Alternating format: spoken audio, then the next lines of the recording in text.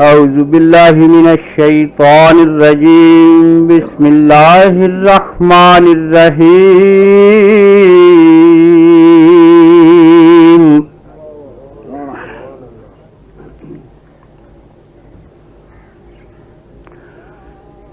يا أيها الذين آمنوا اتقوا الله وقولوا قولا سديدا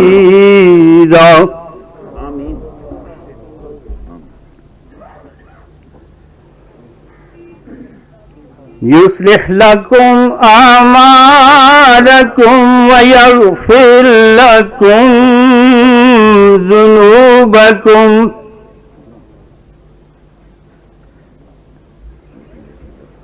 ومن يطع الله ورسوله فقد فاز فوزا عظيما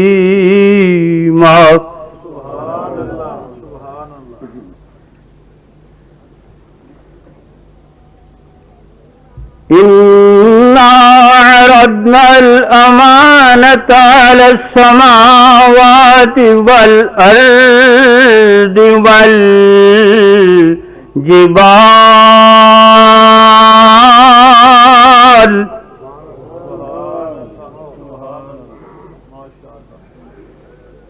والأرض والجبال فأبين أن يحملنها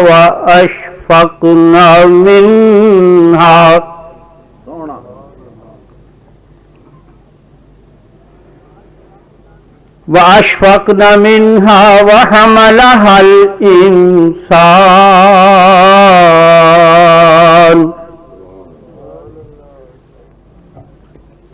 إنه كان ظلوما جهولا ليعذب الله المنافقين والمنافقات والمشركين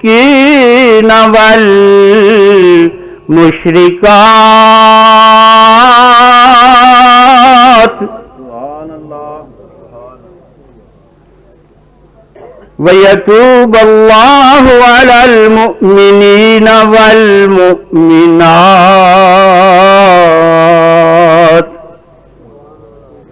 وكان الله غفورا رحيما صدق الله مولانا العظيم.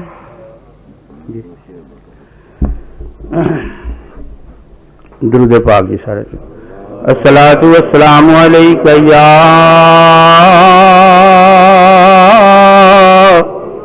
یا رسول اللہ وسلم علیک یا حبیب اللہ صلی علی نبینا صلی علی محمد صلی علی حبیبنا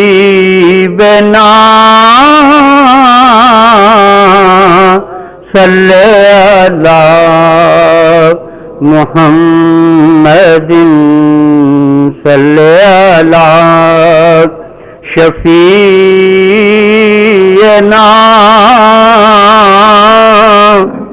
صلی علی محمد. چاند تھا روشنی نہ تھی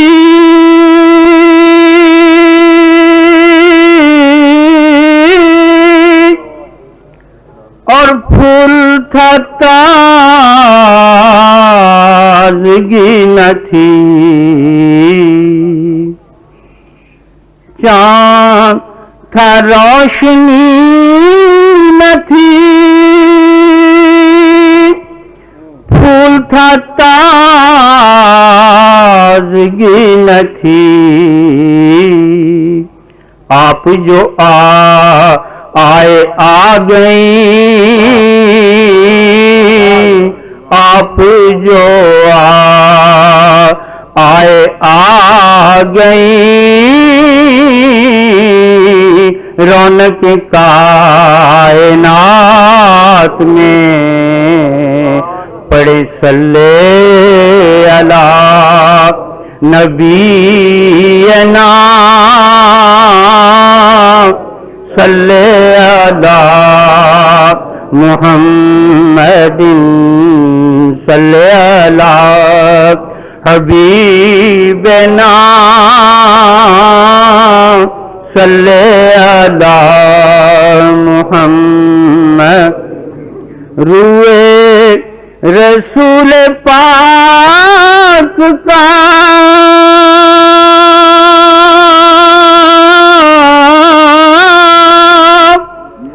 رنگ ہر ایک شے میں ہے، روئے رسول پاک کا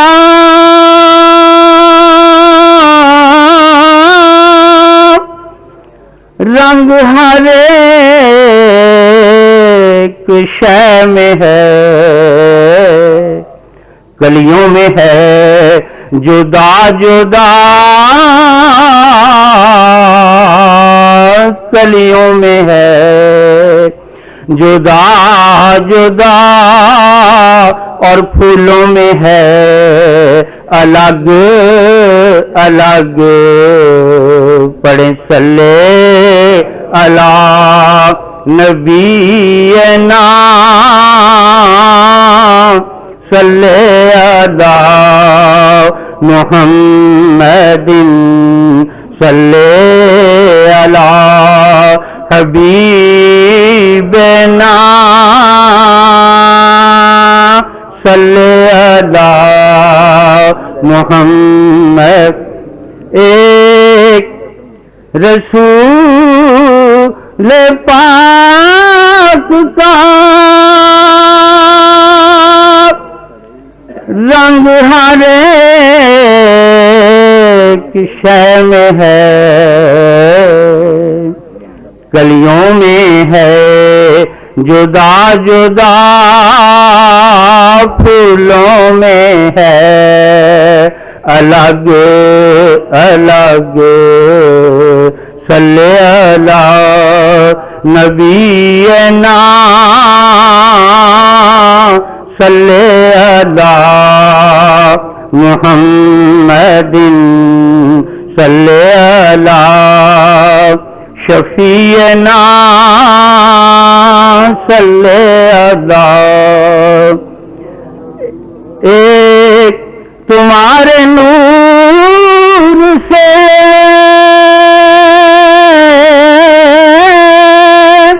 حق نے بنائے جا بجا، ایک تمہارے نور سے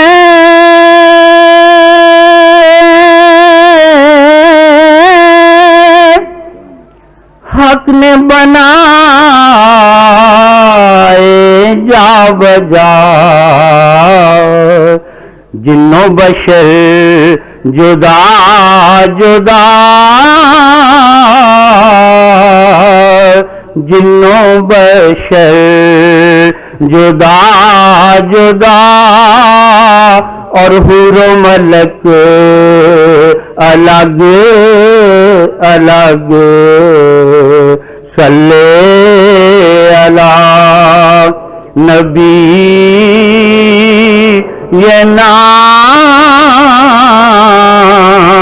صلی علی محمد، صلی علی حبیبنا، صلی علی محمد۔ بس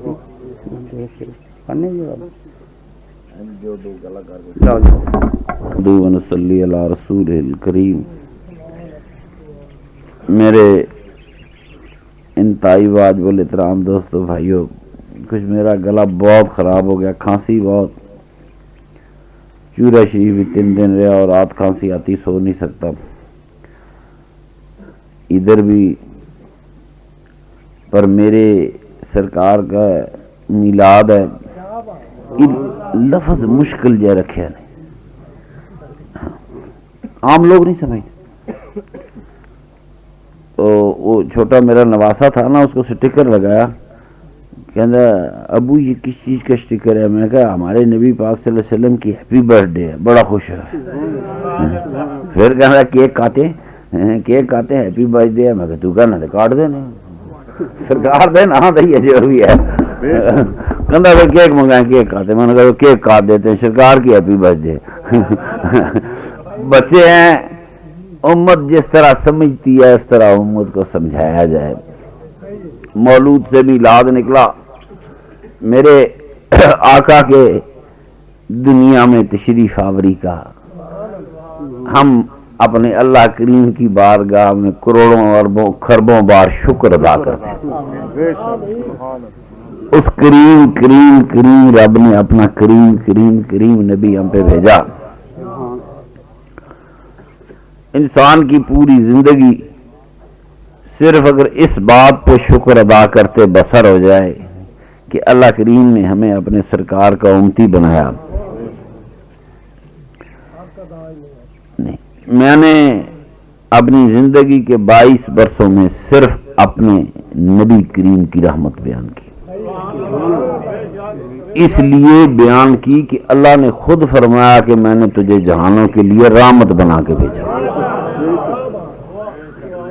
ایک جگہ میرے نبی کریم کے متعلق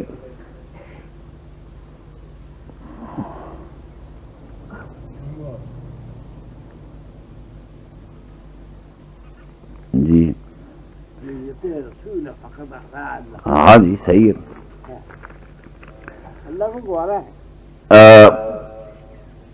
تھوڑی طبیعت بڑی خراب ہے، برکت حاصل. میں نے یہ سوچا نہیں بولتا، پھر میں سوچا نہیں، اس کے صدقے خدا شفا دے گا.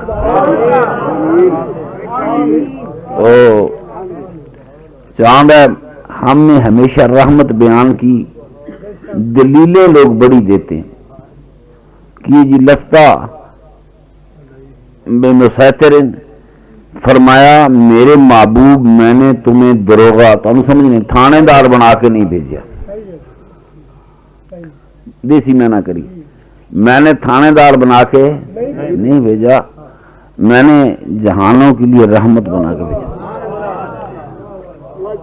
اور میرے آقا کی رحمت بیان کرتے کرتے 22 سال گزر گئے. جب علیحدگی میں دعا کرتا ہوں میں کہ اللہ کریم تیری رحمتیں بیان کی، تیرے حبیب کی رحمتیں بیان کی، تو اس یقین سے کی کہ ہمارے ساتھ بھی رحمت والا سلوک کیا جائے. اس میں کوئی شبہ نہیں. میرے آقا کو اس دنیا میں بھیجنا میرے رب کریم کا پوری انسانیت پر احسان ہے. پتہ نہیں میرے آقا کی تعلیمات ہم تک شک تو نہیں کرتا، پر میرے آقا کی شان اس سے بہت بڑی ہے. یقین کیجئے جو تحرید عالم بیان کرتے ہیں اس سے میرے رب بہت ہی زیادہ عظیم ہے، انسان پہنچ نہیں سکتا. اسی طرح جو تعریف میرے آقا کی کرتے ہیں میرے سرور کائنات کی عظمت اس سے بہت زیادہ ہے، انسان نہیں جان سکتا.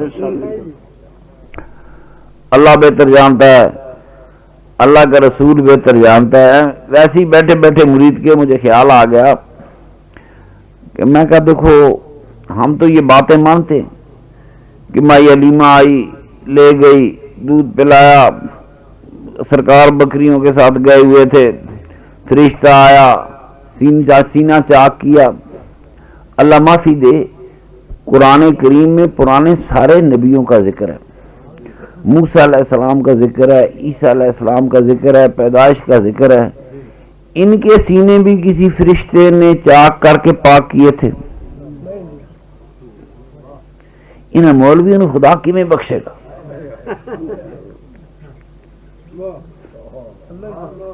وہ تو کریم ہے، جس کو چاہے بخش دے، پر یہ کس طرح بخشے جان گے؟ فرشتے آئے سینے چیر رہے ہیں۔ میرے دوستو، انسان کا ہر بچہ، مومن کا ہر بچہ جو پیدا ہوتا ہے وہ پاک ہوتا ہے۔ بچوں میں تو پلیتی ہوتی کوئی نہیں، ان پہ تو کوئی شریعت لگتی نہیں، بچہ تو معصوم اور فرشتہ ہوتا ہے، اور بچہ بھی سیدہ آمنہ کو۔ کتنے مولویوں نے آپریشن جا کرایا؟ کس چیز سے؟ کہ جی میرے آقا کو زمزم سے دھویا۔ زمزم تو اسماعیل علیہ السلام کی ایڑیوں سے نکلا، میرا سرور کائنات کا پسینہ کروڑوں زمزموں سے زیادہ پاک ہے۔ کرنے کی بات ہے، کرنے کی بات ہے، کوئی بات نہیں۔ آج ویسے ہی بیٹھے حاجی صاحب بیٹھے تھے، اذان کے بعد والی دعا کر رہے تھے، وَبَعْثُ مَقَامًا مَحْمُودًا الَّذِي وَابْتَغْ وَارْزُقْنَا شَفَاعَتَهُ يَوْمَ الْقِيَامَةِ۔ میں نے کہا حاجی صاحب دعا تو ہم کرتے ہیں، ہم ہر روز خدا کو یاد کراتے ہیں، 1300 سال گزر گئے، خدا ساڈے نال کی کہے گا؟ کیا ایسا بھی کوئی خدا دنیا میں تھا جس کو وعدہ یاد کرانا پڑے؟ کیا یہ دعا توحید کے برعکس نہیں ہے؟ کیا اللہ کی شان میں گستاخی نہیں ہے؟ وہ تو کن فیکون کا مالک ہے، وعدہ تو وہ کرتا ہے جس کے پاس نہ ہو۔ وعدے وہ کرتے ہیں جن کے پاس نہیں ہوتا، پھر دے دیں گے۔ جو کن فیکون کا مالک ہے، جس خدا کو وعدے کرنے کی ضرورت ہو، بات بنتی نہیں، پوری توحید کی عمارت گر جائے گی۔ وعدہ کی کہانی نہیں ہے، کہنے کی کہانی بھی نہیں۔ اس اللہ نے یہ نہیں فرمایا کہ میں کہوں ہو جا، فرمایا ابھی نیت کرتا ہوں کہ کون کہوں، کہنے سے پہلے ہی ہو جاتی ہے۔ اذا اراد شیئا ان یقول لہ کن فیکون، جب میں کسی چیز کا ارادہ کرتا ہوں کہ اسے کن کہہ دوں تو میرے کہنے سے پہلے ہو جاتی ہے۔ اللہ لفظ کن کہنے سے پہلے ایسی کروڑوں دنیایں اور بن سکتی ہیں، ایسے اربوں انسان اور بن سکتے ہیں، ایسی کائناتیں اور بن سکتی ہیں۔ تو میرا اللہ فرمائے تجھے مقام محمود عطا ہوگا، تو اس مقام میں میرے آقا، میرا اللہ نے جب وعدہ کیا تو وہ عطا ہو گیا۔ جس اللہ کو ہم ہر روز یاد کراتے ہیں کہ سرکار کو مقام محمود عطا فرما، اور 1300 سال ہو گئے، اب وہی تو آنی نہیں، اللہ کیسے بتائے گا آپ کو؟ ہوشیار رہو، وعدے وہ کرتے ہیں جن کی ضرورتیں ہوتی ہیں۔ خدا ضرورتوں سے پاک ہے، حاجتوں سے پاک ہے، میرا اللہ کریم ہے۔ اس نے مقام محمود تو کیا ایمانداری کی بات ہے، مقام محمود سے آگے بھی اگر کوئی مقام ہے تو وہ سارے میرے آقا سرور کائنات کو مل چکے ہیں۔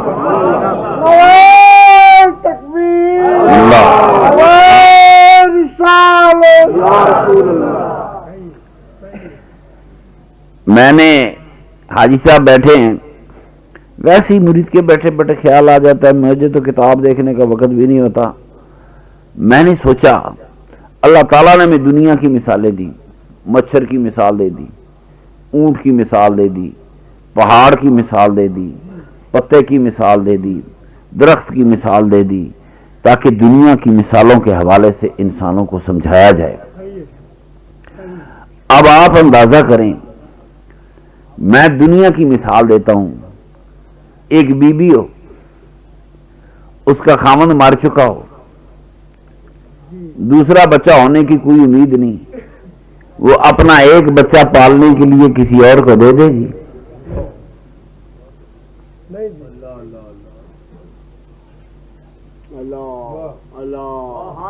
ایک بی بی ہو، خامد مر چکا ہے، آگے اولاد نہیں ہو سکتی، ایک ہی بیٹا ہو، خود پالے گی کہ کسی کو دے دے گی؟ تم پال دو، دیکھ لو، تسلی نال گل کرو، بابا جی چرائی جا قدم بیٹھے ایٹا بٹے میرے حضور نے اسی لیے لگائے تھے کہ یہاں کو آئے گا تو اللہ اعلیٰ کرے گا۔ میں سوچتا رہا،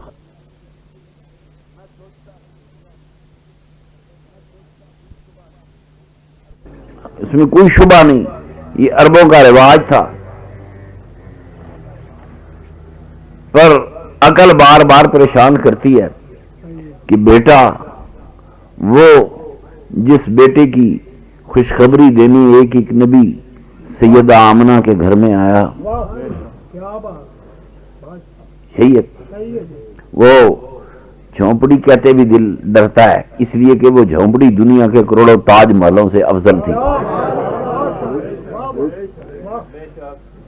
وہاں اللہ کا ہر رسول آیا۔ میں نے اس دن بھی مریدکے میں چیلنج کیا تھا کہ سوائے ابراہیم علیہ السلام اور اسماعیل علیہ السلام کے بعد خدا کا کوئی اور رسول کعبے آیا ہو، خانے کعبے کا طواف کیا تو میں ذمہ دار ہوں۔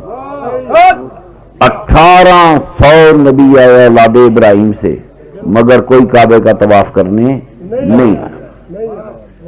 یہ سچ تھے میرے دوستو، ایک کعبے کو بچاتے ہیں، خدا کی قسم اصل بچانا تو وہ گھر تھا جس گھر میں خدا کا ایک نبی آیا تھا، مبارک دینے، آسمانوں سے فرشتے آئے، سیدہ مریم آئی، کون کون نہیں آیا مبارک دینے، 2 نبیوں کا کعبہ بنایا، 2 نبیوں نے کعبے کا طواف کیا، اللہ کی سرزمین پر میرے آقا نے فرمایا 1,24,000 نبی آئے، خدا جانے ان میں سے کتنے نبی سیدہ کو مبارک دینی اس حجرے میں گئے ہوں گے جی،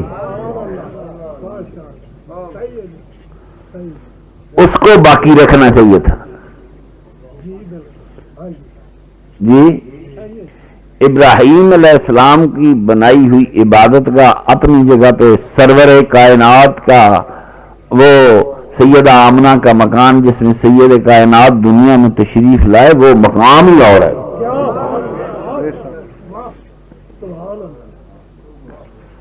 کعبے کے متعلق بھی آپ کو سچی باتیں نہیں بتاتے، جتنی ہیں اسی طرح کی کہانیاں ہیں، مائی حلیمہ کی کہانیاں۔ دیکھیں بات سنیں، ابراہیم علیہ السلام نے یہاں حرم قرار دیا، حدیثیں آتی ہیں، روایتیں آتی ہیں، اللہ معاف کرے کوئی بندہ کہے میں حدیث نہیں مانتا وہ کافر ہو جاتا ہے۔ ہم یہ نہیں کہتے کہ ہم حدیث نہیں مانتے، ہم یہ کہتے ہیں کہ یہ حدیثیں صحیح نہیں ہیں۔ میرے آقا کی حدیث ہو تو وہ کوئی کہے کہ میں نہیں مانتا تو وہ تو اسی طرح جیسے وہ کہے میں قرآن نہیں مانتا، معاذ اللہ۔ پر بات یہ ہے کہ کعبہ مکہ اس وقت شہر ہی نہیں تھا، ایک شہر ہوئی نہیں، اس کو حرم کیسے بنا دیا؟ ابراہیم علیہ السلام کے زمانے میں مکہ نام کا کوئی شہر نہیں تھا، تو پھر حرم کیسے بنا دیا؟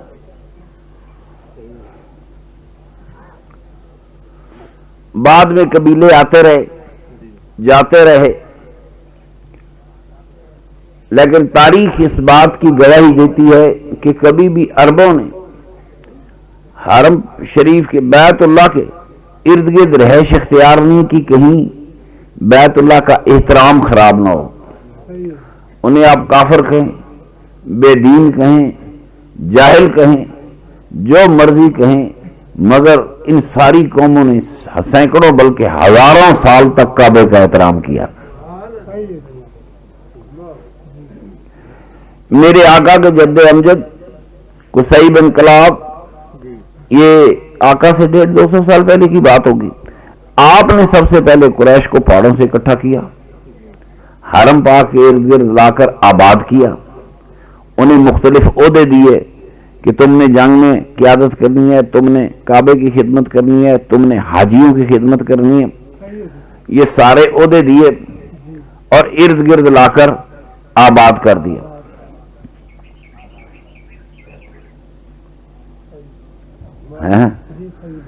تو یہ تو کل کی بات ہے، یہ تو کل کی بات ہے۔ اور قصیب انقلاب کے زمانے تک جو کعبہ شریف تھا اس کی صرف 11 فٹ بلندی تھی، ایک چار دیواری تھی، اس کی چھت بھی نہیں تھی، دروازہ بھی نہیں تھا۔ میرے آقا کے جد امجد نے اس کو بلندی دی، میرے سرور کائنات کے جد امجد نے اس میں دروازہ لگایا، میرے سرور کائنات کے جد امجد نے اس پہ چھت ڈالی۔ پہلی مرتبہ بابا گھر ایجا بنا کے گیا جس کی چھت ہی کو نہیں، وہ تو ایک ماس چوکھنڈی چار دیواری تھی۔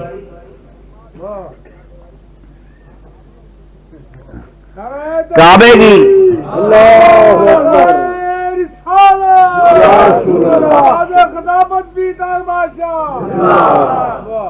کعبے کی ساری عظمتیں میرے سرور کائنات کے قدموں سے ہیں۔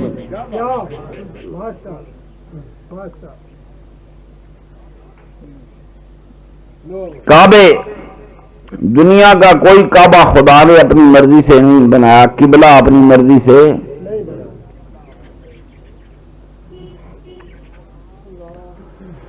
مسلمان 16 سال تک بیت المقدس کی طرف منہ کر کے نماز پڑھتے رہے۔ قرآن میں ایک ایت بھی نہیں کہ اللہ نے فرمایا ہو اپنے نبی کو کہ تم بیت المقدس کو قبلہ بناؤ۔ جب خدا کا حکم نہیں تھا تو مسلمانوں نے بیت المقدس کی طرف منہ کر کے نمازیں کیوں پڑھی؟ ہیں جی 16 سال، کتنے 16 سال سارے مکے کی زندگی، مدنی زندگی۔ میری بات سنیں میرے محترم دوستو، میرے آقا نے 16 سال بیت المقدس کی طرف منہ کیا۔ 16 سال کے بعد خیال آیا کہ بابے ایک کعبہ بنایا سی کہیں اسی طرح اجڑ نہ جائے، چل آج بابے دے کعبے نو آباد کریے، بابے دی چار دیواری آباد کریے۔ بابا کی کہے گا پوترے نے آباد نہیں کی تھی۔ نماز خیال آیا اتنے ہل ویکھیا، فرمایا اللہ کریم چل ادھر منہ موڑ لا جدھر تیرے بابے گھر بنایا سی۔ اب دیکھیں دونوں کعبے، دونوں قبلے، بیت المقدس کی طرف میرے آقا نے منہ کیا تو اپنی مرضی سے، پوری شریعت میرے مصطفیٰ کیا۔ 16 سال سرکار نے نماز بیت المقدس کی طرف منہ کر کے پڑھی، مگر خدا کا حکم کوئی نہ تھا، میرے مصطفیٰ کی رضا تھی اور صحابہ ادھر پڑھتے رہے۔ 16 سال بعد خیال آیا کہ بابا بھی کچھ بنا گیا تھا، میرے اپنے وطن کی چیز ہے۔ میرے سرور کائنات کو خیال آیا تو آسمانوں سے وہی آگے کی جدھر دل چاہتا ہے ادھر منہ موڑ لو۔ اگر میرا آقا کعبے کی طرف منہ نہ کرتا، شمال کو کر لیتا، جنوب کو کر لیتا، مشرق کو کر لیتا، مغرب کو کر لیتا، خدا کی قسم کی ادھر منہ کرتا قبلہ تو ادھر ہو جاتا ہے میرا۔ کی کہے قبلے کی طرف منہ کرو، قبلہ تو ہے ہی وہ جسے میری سرکار چاہے وہ قبلہ ہے۔ دونوں صورتوں میں کعبہ قبلہ خدا نے متعین نہیں کیا۔ پہلی صورت میں بھی میرے مصطفیٰ کا متعین کردہ قبلہ ہے اور دوسری صورت میں بھی میرے کملی والے کا متعین کردہ قبلہ ہے۔ تو میرے محترم دوستو، یہ میں بتایا اس لیے کرتے ہیں کہ شریعت نماز سے بڑا فرض کوئی نہیں، روز علماء کہتے ہیں۔ میں ان کو بتانا چاہتا ہوں کہ یہ ساری نماز میرے سرور کائنات صلی اللہ علیہ وسلم کی ترتیب دی ہوئی ہے۔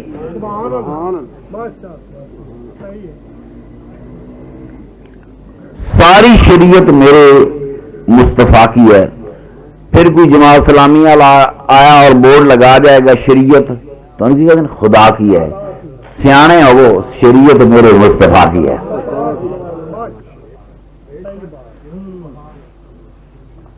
میرے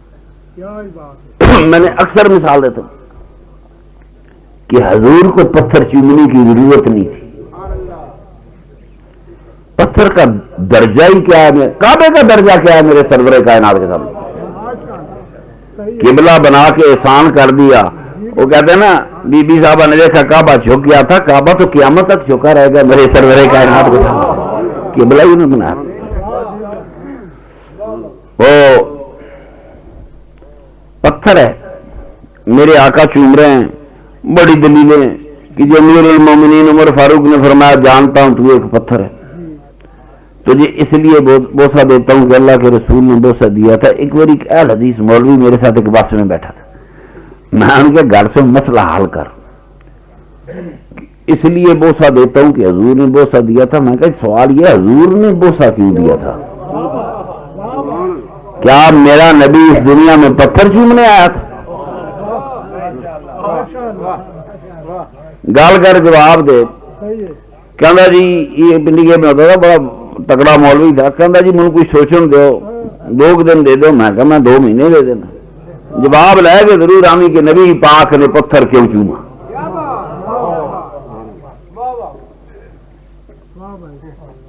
پتھر کی کیا حیثیت ہے؟ چاہیے تو یہ تھا نا کہ پتھر نکلتا اور میرے آقا کے قدم چومتا.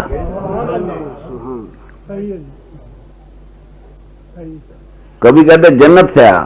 یہ پتھر اگر جنت سے بھی آیا ہو, دنیا کی کوئی جنت میرے سرور کائنات کے قدموں سے افضل نہیں ہو سکتی. کیا حیثیت ہے اس کی؟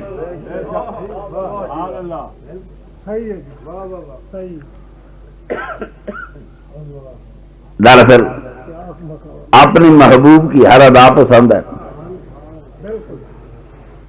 میرے آقا کے آباء و اجداد حجر اسود کو بوسہ دیا کرتے تھے. میں نے کہا دین تو میرے آقا کی آباء و اجداد کی رسموں کا نام بھی اسلام ہے. کہتے رسمیں کہاں ہیں, رواج کہاں ہیں؟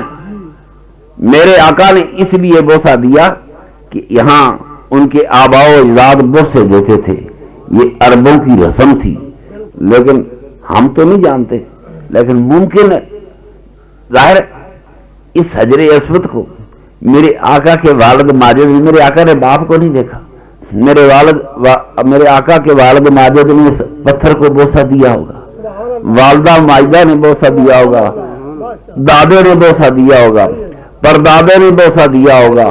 میرا سرور کرائے گا تو پتھر نہیں چوم رہا تھا, اپنے باپ کے ہونٹوں کا لمس, اپنی ماں کی ہونٹوں کا لمس ڈھونڈ رہا تھا کہ یہاں میری والدہ نے بھی بوسہ دیا ہوگا, میرے باپ نے بھی بوسہ دیا ہوگا.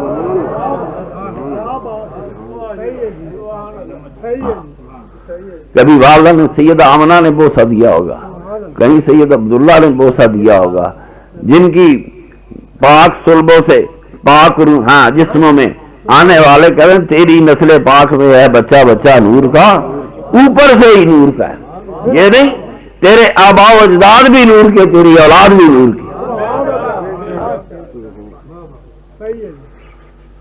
تو میرے دوستو, میرے آقا کو جو چیز پسند آئی اسی چیز کو اللہ تعالیٰ نے اس امت پر فرض کیا.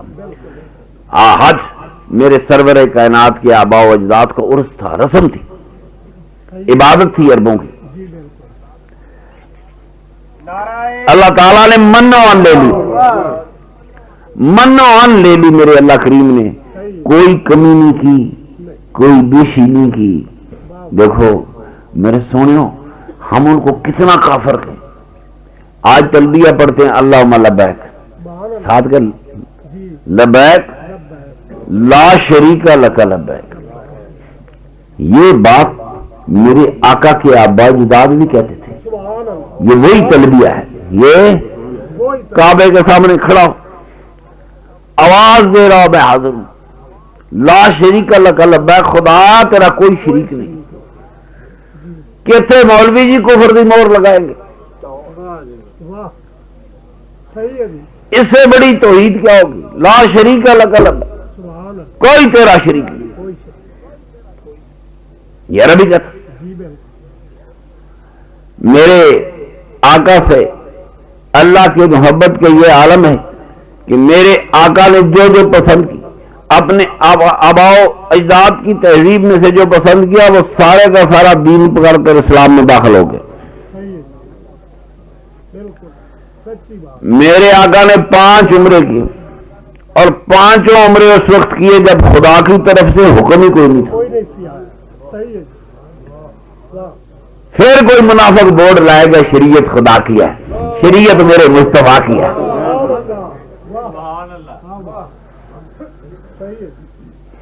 تو دو میرے محترم دوست لوگ بیان کرتے ہیں, میرے قبلہ ارشاد بادشاہ فرمایا کرتے تھے کہ سرکار دنیا میں چھوٹا سا تھا, چلو ان کی یاد میں فرمایا سرکار دنیا تے تشریف لائے تو سرکار کا ختنہ کیا ہوا تھا, سرکار کی آنکھوں میں سرما تھا اور بال سوارے ہوئے تھے. اور بس